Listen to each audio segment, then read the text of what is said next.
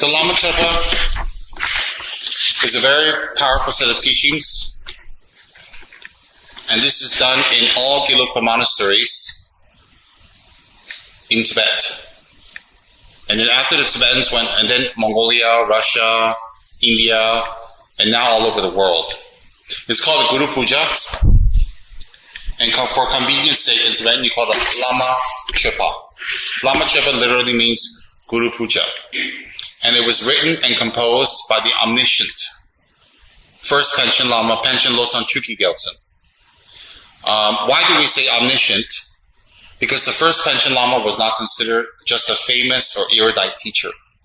He was considered a very attained teacher, a very high-level teacher. In fact, he showed such a high level of attainments that they actually consider him a direct emanation of Amitabha Buddha.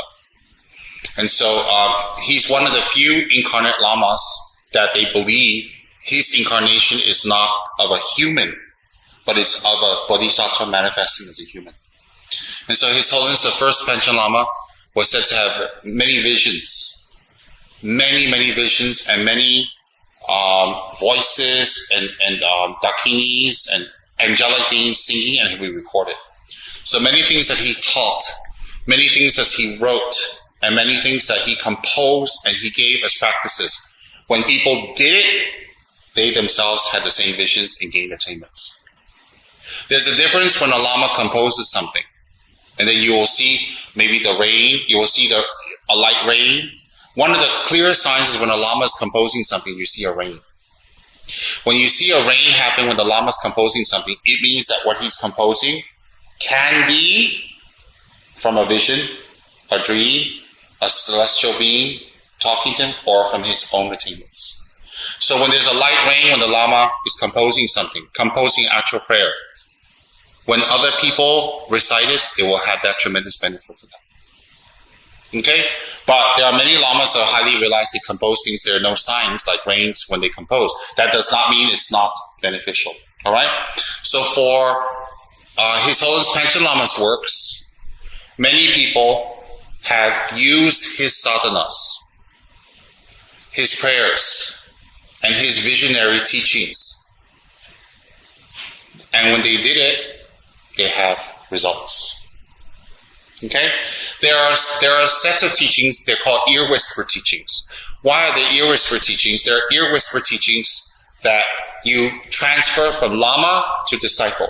For example, sometimes a Lama will be giving you a teaching, but he'll transfer something over to you that's not on words, and you need to be present. So if you listen to a tape or you read the transcript, it will not have the same blessing. That transference of a blessing for someone who's ready will open up their karma for doing Dharma. So it's very important that the person is present when the Lama is requesting it. So why not all the time this karma surfaces? You think of it this way, it's like a vast ocean. It's like a big vast ocean, and we're waiting for a certain fish to surface to the top, and the fish is very small. So when the fish surfaces to the top, we want to feed it. Give it some vitamins or some, whatever. So we have to wait there on the ocean. Which part of the ocean? The Pacific side, the Atlantic side, the north side, the west side, the middle, where? Do we snorkel down? Sometimes the fish stay very dark, deepens down in the ocean. There are animals and life and fishes that stay at the bottom of the ocean that never surface. They stay in darkness all the time. So for that tiny fish to surface and we feed it is like bringing Dharma to someone. That's how rare it is. So therefore, sometimes transmissions are given in the Lama's presence. And so when the Lama is teaching something, the person can get a transmission of something else, or a blessing of something else, or opening of karma of something else. Just be in that presence at that time. Because why? Their little fishy has rose to the surface. So it's the chance for the Lama to feed them. Once that chance is missing or gone, that fish will go under. It'll be quite a while again.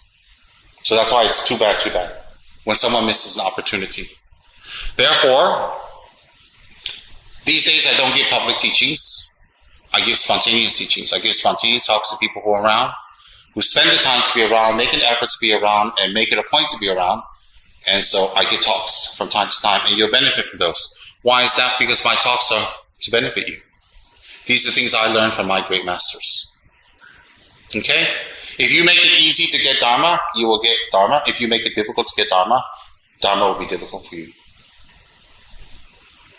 So, His Holiness the Great Panchen Lama is really an extraordinary teacher, the first Panchen Lama. And he has so many teachings and so many practices that he's given his disciples that are amazing.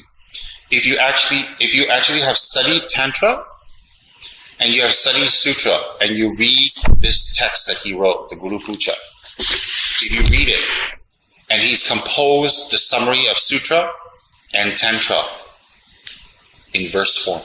If you actually read the verse form, there's a lot of information that is understood, but it's triggered by the word. For example, if I say to you, go to the supermarket and buy fruits, I don't have to say bananas, guavas, cantaloupes, avocados, and etc. You'll know that's all the fruits. So like that, when he tells you a certain practice, if you study Tantra and Sutra and Tantra, you'll say, oh my goodness, that is so profound. Because he just says that, but it means all this. It's very, very profound. And it's in verse form. It's recited in the verse form. And all the Gelugpa monasteries since the time of the first Panchen Lama, when was that? Okay, and that was the time of when? Who was one of his disciples? Correct. The first Panchen Lama, that is. Yes. So actually, it's considered first and also fourth. Posthumously fourth. Can you explain that more? The Panchen Lama Chopa was given the title by the Dalai Lama. And so his previous incarnations was posthumously given as well. So it's 1, 2, 3, and 4th. So although he's the first Panchen Lama to be given a title, but he is fourth in line. Yeah. So it was the fourth one that composed it, who was actually the first time he was named the first Panchen Lama. Okay, so his illustrious disciples were people like the Dalai Lama, the fifth, right? Yes. And Tupu Traba Gensen, and many other luminaries of his time. So anyways, I have received these teachings from His Holiness, the Dalai Lama, and it was sponsored by Geshe Tsulrim Gyaltsen. Geshe Tsulrim Gyaltsen flew in from Los Angeles to Dharamsala with a whole bunch of his students from America. And then he sent me a message to Gandhin, and I took a train up to North India, and I went for the teachings. And if I remember correctly, it was 10 days. And part of the teachings, the young Saranchi was there, and Saranchi was sitting on my lap during the teachings. I have a picture of that. And so it's me, Saranchi's on me, and then in front of me there's Geshe-la, my teacher, and then there's some space in His Holiness's throne. And so the commitment is to recite these teachings every single day. And the Gelugpa monasteries throughout Tibet and Russia, all over the world, twice a month will recite these teachings in the prayer hall, and offer tok together. Because you can recite these teachings with tok. You can recite these teachings without tok. Okay? For tok, you need to have higher tantric initiation. Without tok, you can recite these. And so the Guru Puja is what? The Guru Puja is very profound. Because the Guru Puja is literally doing a puja. Puja is to clear obstacles, clear karma, and collect merit in relation to your Guru. So in this practice, there is no Yidam, there is no Buddhas, Bodhisattvas, deities, Dharma protectors. It is only your Guru. Why is that? The Panchen Lama deemed that if we meditate on our Guru correctly, and we do it well, we will gain very high attainments. So the Guru Puja is a puja to the Guru. And it starts with taking refuge, developing the mind to benefit all sentient beings, and purifying offerings. After you purified offerings, in the vast, you start with this immediately. In the vast heavens of indivisible voidness and bliss, amidst billowing clouds of Samanthabhadara's offerings, at the crest of the wish-granting tree, embellished with leaves, flowers, and fruits, is a lion throne ablaze with precious gems, on which is a lotus a sun, and a full moon. On top sits my root guru, who is kind in all three ways. In aspect, the essence of all the Buddhas, in aspect, a saffron-robed monk, with one face, two arms, and a radiant white smile, right hand in a gesture expanding the Dharma, left in meditative equipoise, cradles a begging bowl filled with nectar. Draped with three robes of a lustrous saffron, his head is adorned with a golden pandas-colored hat. So that's how you visualize your guru, amidst an indivisible space of void and bliss. And then filled with offerings all around, filled. And then there's a wish-granting tree. There's a huge tree. And the tree has fruits that grants your wishes. And among that, there are many jewels. And then within the jewels, there's a lion throne. It's a throne supported by 8 lions. On top of that is a lotus, a sun, and a moon. And that sits your root guru. Your root guru is giving teachings on this hand. This hand's meditative equipoise, holding a begging bowl.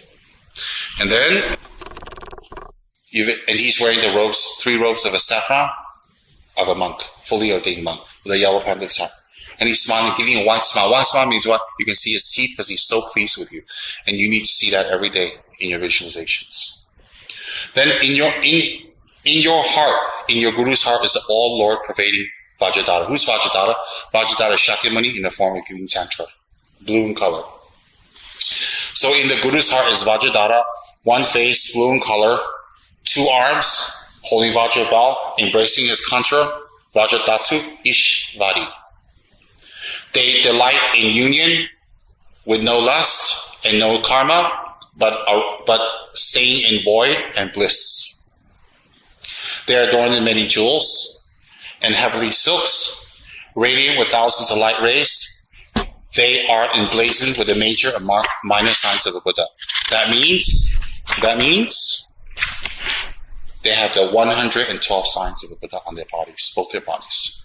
And they sit in the Vajra position, inhaled by 5 color lights. Vajra position means what? The leg is crossed. With 5 color lights, totally pure, your skandhas are the 5 Buddha skandhas. The skandhas is the 5 emotions, the 5 consciousnesses, the 5 anger, hatred, desire, etc. The 5 skandhas they are so attained that it's become the 5 Buddhas. Amoghasiddhi, Amitabha, Ratnasambhava, etc. Akshobhya.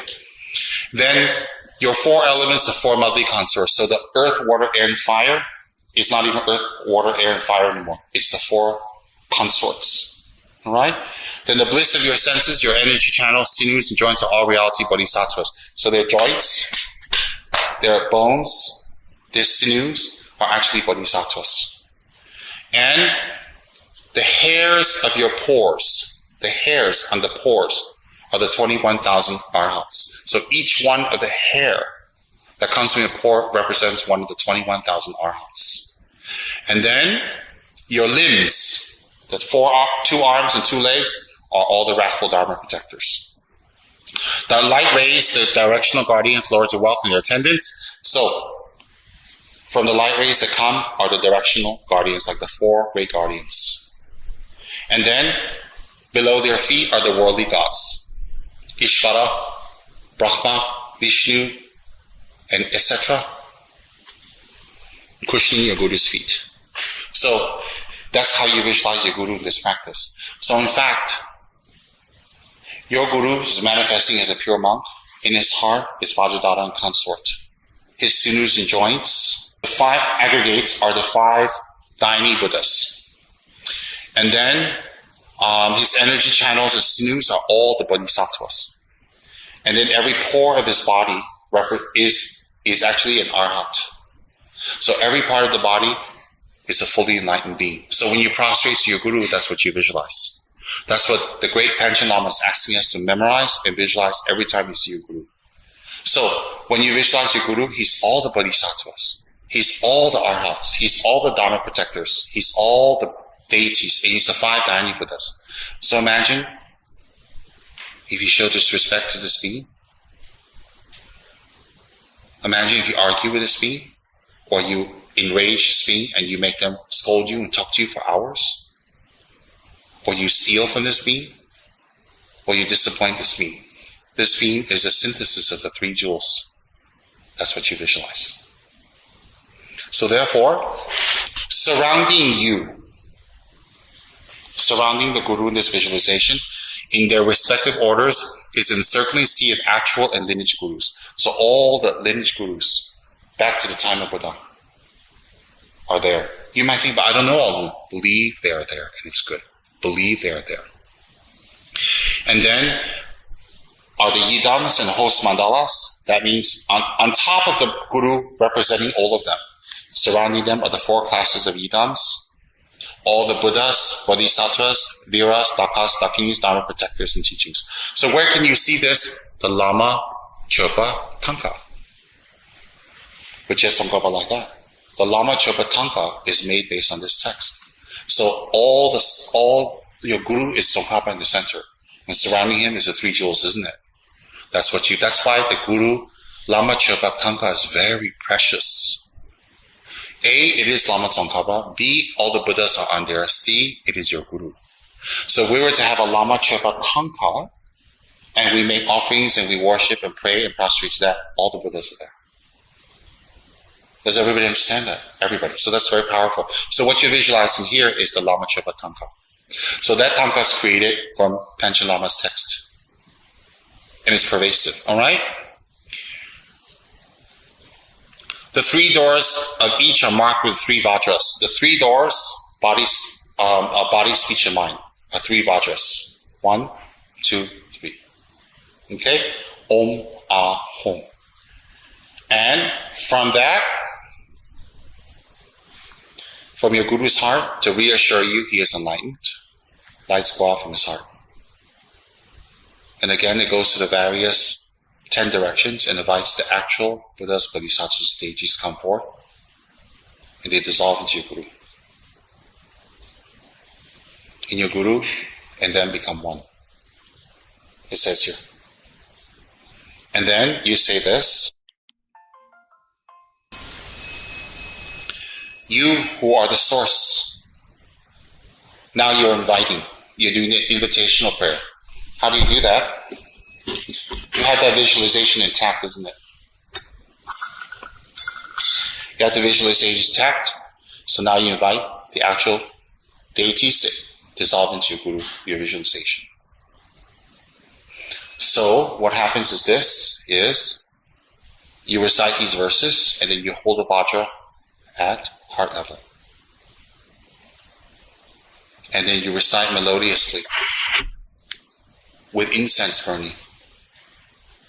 Ponzo de le jone du songi zangyu lama yidan ponjo somon tawo kanjo che yon son so che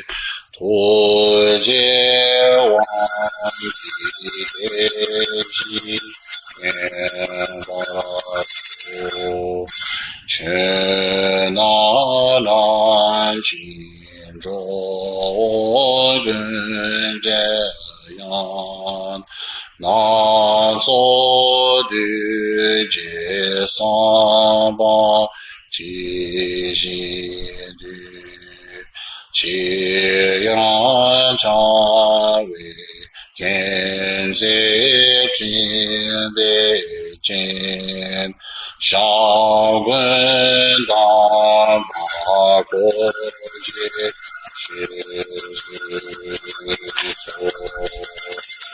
So just now I told you the purpose, the source, and the text, and the meaning.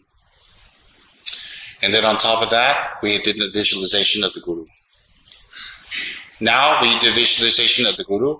It could be a tanka, it could be a picture, it could be a statue, or it could be your visualization. You need to empower the tanka. You need to empower the statue or empower your visualization. Otherwise, it is just a tanka, it's just a visualization. So how do you empower it? By inviting the three jewels to enter. So when you recite these two verses that I have just recited every single day with visualization, not mindlessly, the deities come and enter into the images. So over time, when you do it every day, the deities enter and your images become more and more and more vibrant. Your offering objects become more and more vibrant. That's how some offering objects such as Buddha statues speak, because they've been so empowered and so blessed. Does everybody understand that? Okay? And then you need to seal the 3 jewels into the image or your visualization. Oma Guru Buddha Bodhisattva Dhamma Pada Sabari Vara Eha Hi Sa Om Bam Yeshiba Dam Siva Nisu Me Bara. Za means the deities come on top of the image. Hong Za Hong means the deity enter. Bam means the deity and the image become one. And then Ho, they're sealed. Za Om Bam Ho. That's the mudra. Za is this the image and this is the deity. It's on top. Za. And then Hong. Bam. The deity and the deity and the images become one, and then whole.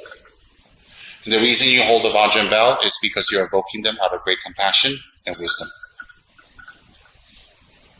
Okay?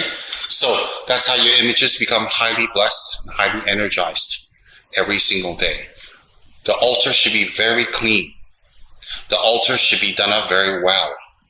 The altar should be always the best materials. And the offerings you make should never be from miserliness or stinginess. We buy big cars, we go on big trips, we want big houses, we want jewelry, we want nice clothes, we want branded bags. But when it makes offerings, we use stainless steel and the most cheapest items. That reflects our lack of spirituality at the moment. It doesn't reflect we are bad. It reflects that we don't know the value of Dharma yet. So the offerings, does that mean we need to be extravagant? Extravagant is when you think it's extravagant. When it's offerings, how can it be extravagant? Because there's a purpose to it. The purpose is to generate merits and eradicate one's miserliness. So what happens is in the beginning, you recite the visualization of your Guru. After you recite the visualization of your Guru, then you invite the wisdom beings, Buddhas, Bodhisattvas, and deities to enter, and then you seal it inside. Then you do the praise. Alright? When you do the praise, Gangi Tuje Dewa Jembe Yin Kusum Kutam Tuje Lama Rinjin Kagogo Doji Chenzo Pema Cha Selo Rajan Gyawo Kungi Ishi Ni Gandu Chie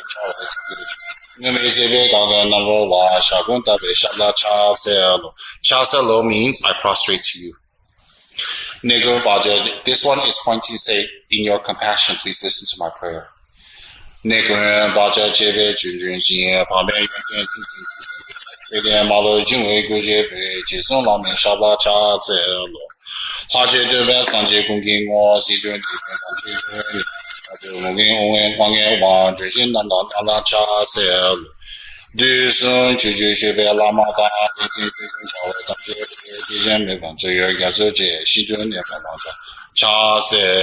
etc., etc. So what you do is, in your compassion, please listen to my prayers. And this is turn the wheel of Dharma. Or turn the lotus, meaning turn the wheel of Dharma. And then please bestow great enlightenment upon me. And I prostrate to your lotus feet. So it says here first, we prostrate at your lotus feet, O Vajradhara Gurus. Your jewel-like bodies feel compassion, bestow in an instant even the supreme attainment. Of the 3 bodies, the sphere of great bliss. We prostrate at your feet, O holy refuge protectors. Holy refuge protectors, what? Our Gurus are refuge, and he protects us from going to the 3 lower realms. How does our Guru protect us? If we follow the Dharma he gives us. How does a doctor protect us from death? By taking medicines. So a doctor protects us from death. He's our refuge from death and from ill health by taking medicines. Our Guru is our protector from further sufferings going to 3 lower realms when we follow the teachings he gives us. So we prostrate at your feet, holy refuge protectors. Refuge is our Guru. We take refuge in our Guru. Namo Guru Be, Namo Buddhaya, Namo Dhamma Sangha. And he's a protector. Why is he a protector? Protector not in the sense of a Dharma protector. A protector that protects us from all of samsara. You are the pristine awareness of all infinite Buddhas. So you have the knowledge, the awareness, and the qualities of all the pristine Buddhas. Why are the Buddhas pristine? Pristine is the word that means without dirt, it's clean. Playing the role of a saffron-robed monk. Playing. Although you are a Buddha, you are manifesting as a saffron-robed monk. And as a supreme, skillful means to appear in whichever way suits your disciples. And then you will appear to your disciples in many ways. You appear as monks, as lay people. You appear wrathful. You appear peaceful. You appear funny. You appear joking. You appear lusty. You will appear angry. You will appear many ways. Because the disciple have different minds to subdue. For the disciples who have a lot of anger, the Lama might show extreme gentleness to soothe their mind, or extreme ferocity to calm down their anger. For someone who is very lusty, the Lama may use many funny jokes, sexual references, all kinds of teasings to remove that from them, and etc., etc., etc. So the Lama will use many skillful means to transform your mind. Then, it says here, as a supreme skillful means to appear in whichever way suits your disciples. We prostrate, verse number 20, by His Holiness the First Panchen Lama. We prostrate at your feet, O venerable gurus. That's your guru and all his gurus. Sole source of benefit and bliss without exception. You are my sole source of benefit. Why? Because if I learn the Dharma, I will transform and I will help myself. And bliss without exception. Why bliss? Because if I practice Dharma and I change, I will only have happiness. So, my Guru, you are my sole source of benefit and bliss without exception. Nowhere in samsara has anyone taught me the method to free myself from myself. Nowhere in the world have I met anyone that taught me the way to free myself from myself. You eliminate the root of all faults and the instincts. You eliminate. How does a guru eliminate your faults and the root and its instinct? How? By giving you Dharma teachings and you practice. So the root of all faults is ignorance, hatred, and desire. So whatever the guru teaches you or does to you, it's targeting those three in you to uproot. Okay? And their instincts. What are the instincts? From ignorance, hatred, desire, we have all types of minds, all types of actions, and all types of motivations. That's the instincts. You are a treasury of myriad jewel-like qualities. You are a treasury of myriad jewel-like qualities. Guru, you are patient. You are skillful. You are knowledgeable. You are compassionate. You are generous. You are giving. You have great love. So those are myriad-like, jewel-like qualities. Why are they jewel-like qualities? Because those qualities are worth more than jewels. So you have those qualities combined with your knowledge. Therefore, I take refuge in you, my Guru. We prostrate to you, O benevolent gurus, sole source of benefit and bliss without exception. You eliminate the root of all faults in your instincts. You are a treasure of myriad jewel-like qualities. So if you were to chant that, what I just said, this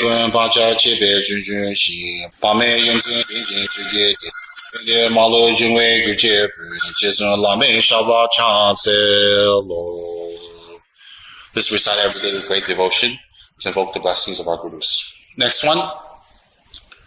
We prostrate to you, O benevolent gurus. You are in reality all the Buddhas. Why are they all the Buddhas? Because they do the action of the Buddha to you in your life, which is give you teachings, to guide you, to scold you, to love you, and to give you the transmissions. So in reality, your guru are all the Buddhas contained in one. Teachers of all, including the gods. Your guru is a teacher of all, including the gods. Even the gods come and learn the Dharma from your teacher. Why? The Dharma surpasses even the gods. So when a great teacher teaches, there are supernatural, it's referring here, there are supernatural, formless beings in the room also listening. From the God realms, from the spirit realms, they're also in the room listening and mingling around. Especially if the teacher has bodhicitta, they'll come immediately. always. So what it says here, we prostrate to you, O benevolent gurus. You are in reality all the Buddhas, teachers of all, including the gods, the source of 84,000 pure dharmas. You tower above the whole host of Aryas. The source of 84,000 pure dharmas, the Buddha gave 84,000 teachings, so the guru is the source of that. Meaning what? He can teach you those. You tower above the whole host of Aryas. Why does your guru tower above the whole host of Aryas? Why? Because you cannot see the Aryas directly. What are Aryas? Aryas is another name for enlightened beings. You cannot see the enlightened beings directly. So because you can see your guru directly, he towers above them in your life. He towers above them in your life because he gives you teachings, which is what they're supposed to do. With faith, esteem, and a sea of lyric praise, manifesting with bodies as many as the atoms of the world, we prostrate to you, the gurus of the 3 times and 10 directions, to the supreme jewels and to all worthy of homage. So with great faith, with great esteem, and lyrically praising you, I prostrate to my guru and all the gurus of the 3 times.